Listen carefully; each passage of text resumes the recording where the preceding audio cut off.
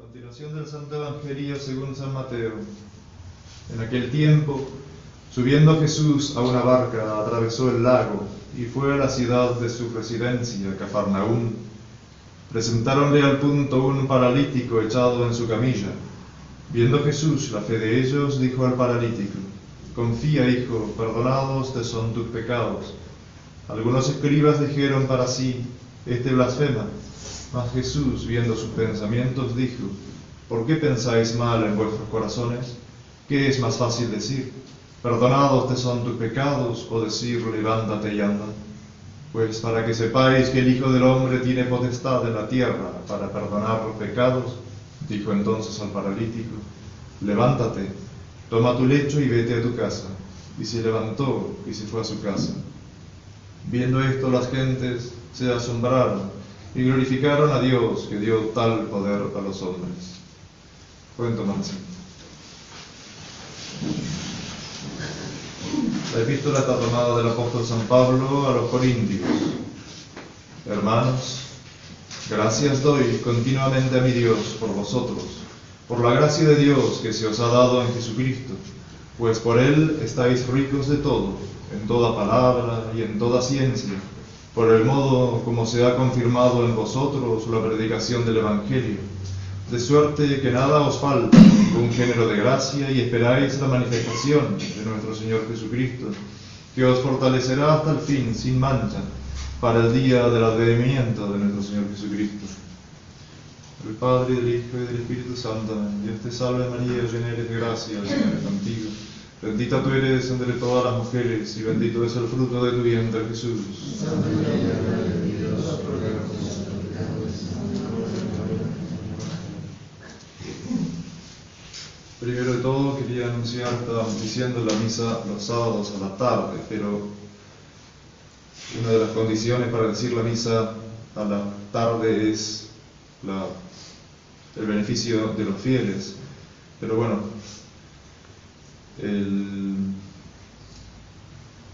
ayer, por ejemplo, ayer noche la dije solo, entonces no se puede decir la misa solo, salvo escasísimas circunstancias.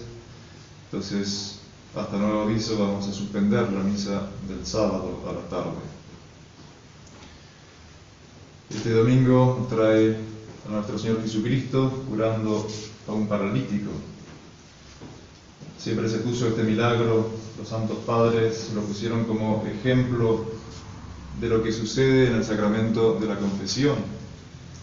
El paralítico es símbolo, es ejemplo de cómo queda el alma después de un pecado mortal.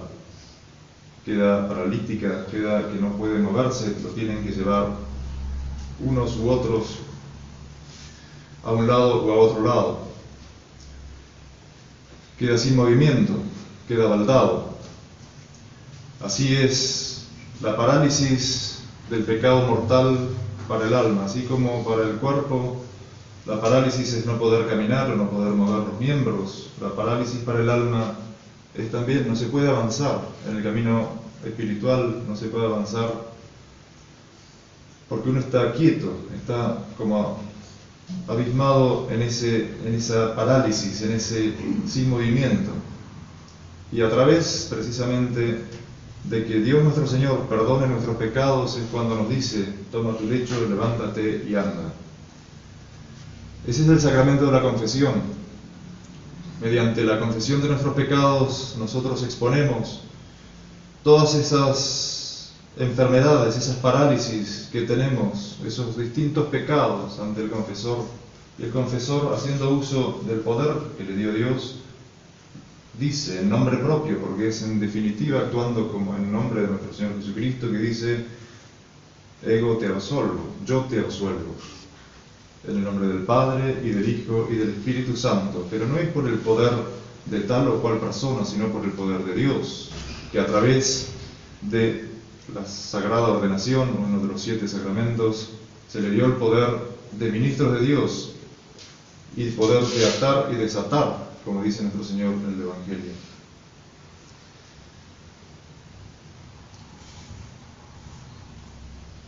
Perdonados te son tus pecados. Algunos escribas dijeron para sí: este blasfema. ¿Por qué? Porque el solo que puede perdonar los pecados es Dios. Entonces, ¿cómo es que el sacerdote dice, yo te absuelvo de tus pecados en el sacramento de la confirmación, de la confesión?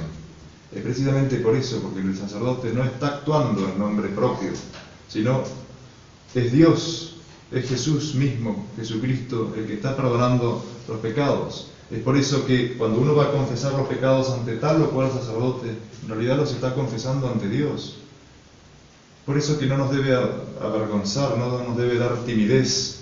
Sí, tener una sana vergüenza por los pecados cometidos, pero que esa vergüenza no nos impida declararlos a todos. Porque en todo juicio hay el fiscal, que es el que acusa, el juez, que es el que juzga, y el reo. En este caso, en el juicio de la confesión, es solamente el reo y el juez.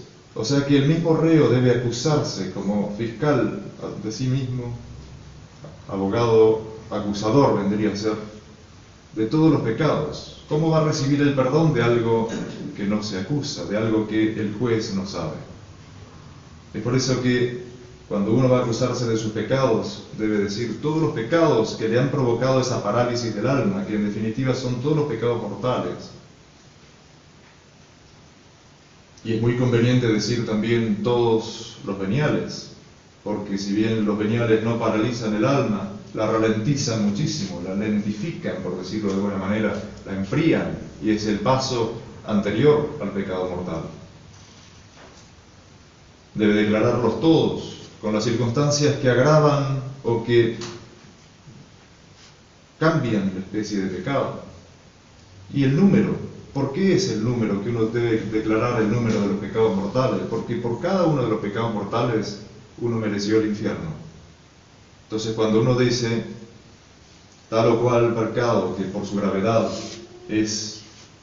no es venial sino mortal, debe declarar cuántas veces lo hizo desde la última vez que se confesó bien, para que se le perdonen todos. Si uno dejara de confesar un pecado grave por vergüenza y no por olvido, además de hacer inválida la confesión, agregaría otro pecado más, que es de sacrilegio, es decir, de un pecado contra la religión, porque el sacramento de la confesión es uno de los 7 sacramentos, muy importante, instituido por nuestro Señor Jesucristo. Con respecto a la parálisis que provoca el pecado mortal, debemos saber, como dice San Pablo a los Corintios hoy, que estamos ricos en nuestro Señor Jesucristo. Entonces, debemos usar de esa riqueza que Dios nos dio. Porque si se acuerdan de la parábola de los talentos, de aquel hombre rico que se va lejos y deja a sus criados, a uno le da 5 talentos, al otro 2 talentos y al otro 1, talento de oro, talento de plata, es decir, en definitiva mucha riqueza, para que negocien con ellos y a la vuelta le den los réditos. Nosotros hemos recibido muchos talentos, hemos recibido primero la redención de nuestro Señor Jesucristo, hemos sido creados primero por Dios, después hemos sido redimidos por nuestro Señor Jesucristo y estamos viviendo, podríamos decir, en los tiempos post-evangelio, después de la venida de nuestro Señor. Es decir, tenemos todas las enseñanzas de nuestro Señor Jesucristo, todas las enseñanzas de siglos de magisterio de la Iglesia. Somos realmente ricos. Hemos recibido muchos talentos. Pero ¿cómo sigue el Evangelio de los talentos? Vuelve nuestro Señor, vuelve el hombre rico y pasa factura. Al que le dio 5 talentos, quiere otros 5. Y al que tiene 2, otros 2. Fijémonos que al que le dio 1 no le devuelve nada, sino que lo enterró y lo dejó ahí sin fructificar. Apliquemos eso a cada uno de nosotros. Somos ricos en nuestro Señor Jesucristo, hemos recibido gracia por sobre gracia. Tenemos los sacramentos, tenemos la Santa Misa, tenemos la oración. los hacemos fructificar, porque la vida religiosa, la vida del cristiano no es solamente evitar la parálisis del pecado mortal, es también adelantar en la virtud. Cuando cometemos un pecado mortal, todo el tesoro de gracias y méritos que hasta ahí habíamos amontonado, por hablar humanamente, en el cielo, se pierden. Santa Teresa de Jesús decía que si alguien pudiera ver el estado en que queda el alma después de un pecado grave, no lo cometería más, porque es tan espantoso, o sea, queda en estado de condenación, queda en estado de infierno, queda parecido a los demonios. Pero la vida cristiana no es solamente evitar eso, que es el gran desastre, el mayor desastre que le puede ocurrir a un alma es el pecado mortal. Esa sería la parte negativa, evitar las ocasiones, evitar el pecado en sí, rezar para evitarlo. Pero después está la parte activa, la parte positiva, que es el adelantamiento en la virtud. Así como en la vida física, uno si ha estado mucho tiempo enfermo, debe levantarse e ir empezando de a poquito, pero fortaleciendo los músculos para poder lograr una vida saludable y común. Así también en la vida espiritual, uno se levanta después del pecado grave a través de una buena confesión, pero debe alimentar el alma. ¿Y cómo se alimenta el alma? Se alimenta con la Santa Misa, se alimenta con las oraciones de la mañana, con las oraciones de la noche, la bendición de los alimentos, el ponerse en presencia de Dios todas las veces que se pueda, tratar de no distraerse, tratar de vivir en presencia de Dios, que todas las cosas sean con Él, en Él y por Él, aún las pequeñas cosas cotidianas, los deberes de la casa, los quehaceres domésticos, la vida en el trabajo, todo por Dios, con Él y en Él. Y así uno va adelantando, y cuando viene la tentación del demonio para hacernos caer en esta parálisis espiritual, uno está fortalecido, tiene los músculos espirituales, por hablar humanamente, ya fortalecidos.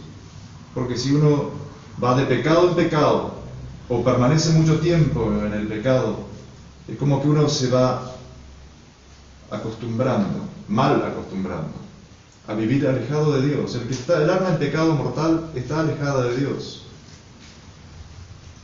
El alma humana, creada por Dios, es templo de Dios y recibe la gracia, la primera gracia el día de su bautismo, pero esa es una semilla que se da para que fructifique, para que se haga árbol y que de ese árbol pendan frutos.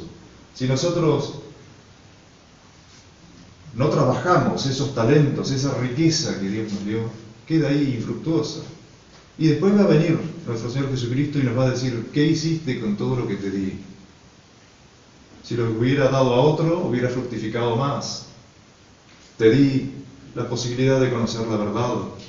Te di la posibilidad de nacer en una nación, vamos a decir, cristiana, no católica, pero sí cristiana. Hay muchos que nacen en naciones paganas.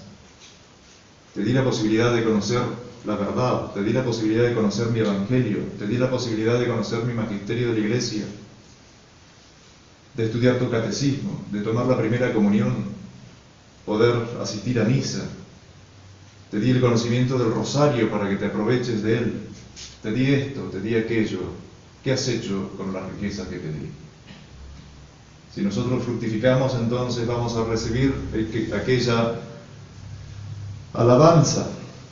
Ven aquí, siervo fiel, porque en lo poco fuiste fiel, de lo mucho te haré administrador. Ven a gozar del gozo de tu Señor. Y si no somos fieles administradores de todas las riquezas que tenemos, vamos a recibir aquel último, apártate de mí, maldito, el fuego eterno. Pidamos a la Santísima Virgen María, que este es el mes del dulce nombre de María, que lo festejamos el 12 de septiembre. Hace un par de días fue Nuestra Señora de la Merced. Recurramos a ese dulce nombre de María que nos fue dado después del nombre de Jesús para nuestra salvación. Que ella nos enseñe a agradar a Dios, a ser fieles administradores, a vivir en gracia de Dios, a vivir en la presencia de Dios, a fructificar todas esas riquezas que hemos recibido de nuestro Señor Jesucristo, para que llegado el momento de dar cuentas podamos ir con la frente alta, esperando la recompensa que será vivir con Dios por los siglos de los siglos. Amén. En nombre del Padre, del Hijo y del Espíritu Santo.